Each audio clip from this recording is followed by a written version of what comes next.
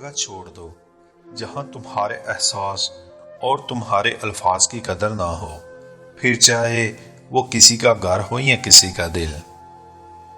انسان کمزور نہیں، نفس کمزور ہے، عمل میں تخیر نہیں، نیت میں خلل ہے، وقت کی کمی نہیں، سستی کی لت ہے، رزق کی کمی نہیں، حس کی بہتات ہے، انسان کا قحط نہیں، انسانیت کی تھوڑ ہے۔ سدا وقت ایک سا نہیں رہتا۔ اگر آپ اللہ کی آزمائش میں مبتلا ہیں تو یقیناً کل آپ پر اللہ کا کرم بھی ہوگا۔ کسی دن آقا قول ہے، اگر تمہارے والدین کو تمہارے ساتھ بات کے دوران تمہارے تنگ آنے، بڑک اٹھنے کے ڈر سے اگر اپنے الفاظ کے چناؤ میں بہت محتاط ہونا پڑتا ہے تو جان لو تمہارا شمار نافرمان اولاد میں ہوتا ہے۔ جب تمہیں لگے کہ تم بہت تھک چکے ہو اور دعا بھی نہیں مانگ سکتے، خالی ہاتھ پھیلا دیا کرو اور تمہارے پھیلے ہوئے ہاتھ اس بات کی گواہی ہوں گے کہ تم رب کائنات کے محتاج ہو، اور ہمارا رب خاموشیوں کو بھی جانتا ہے۔ بے شک جو چھوٹی مصیبتوں کو بڑا سمجھے گا وہ اس سے بھی بڑی مصیبتوں میں جا گرے گا۔ حضرت علی رضی اللہ تعالی عنہ۔ رب کو عبادت سے اور مخلوق کو اپنے اخلاق سے راضی کرو، دنیا اور آخرت میں خوش رہو گے۔ اللہ جب درد دیتا ہے تو تسکین بھی دیتا ہے، تو مانگ اسی سے تسکین، صبر اور اس کی مدد، پھر تو رحمان کو رحیم ہی پائے گا۔ میں نے اپنے تجربے سے سیکھا ہے کہ مشکل وقت میں انسان کا صرف پختہ ارادہ ہی مدد دیتا ہے۔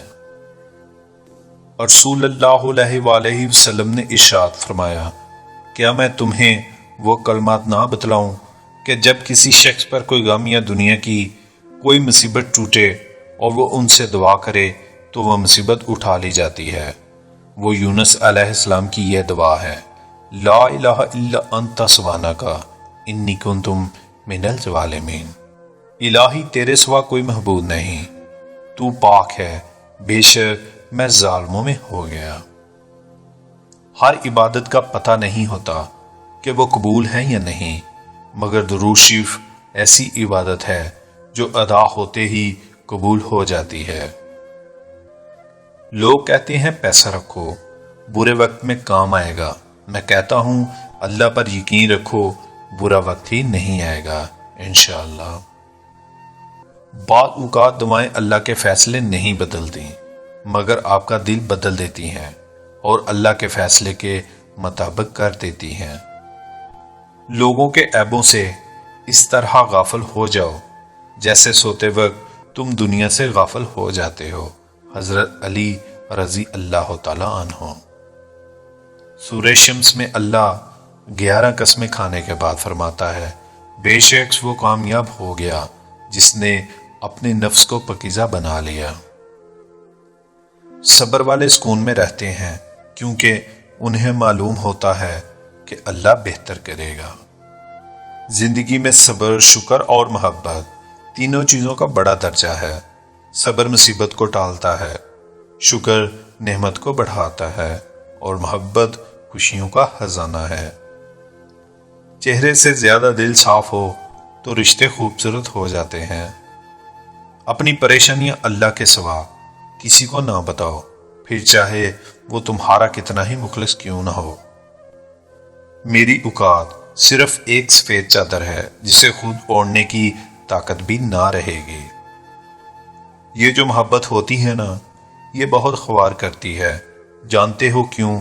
کیونکہ اللہ پاک ہمیں نامحرم سے محبت کی اجازت نہیں دیتے، اور پھر جو اللہ کی محبت نہیں مانتے وہ بے سکون ہو کر رہ جاتے ہیں۔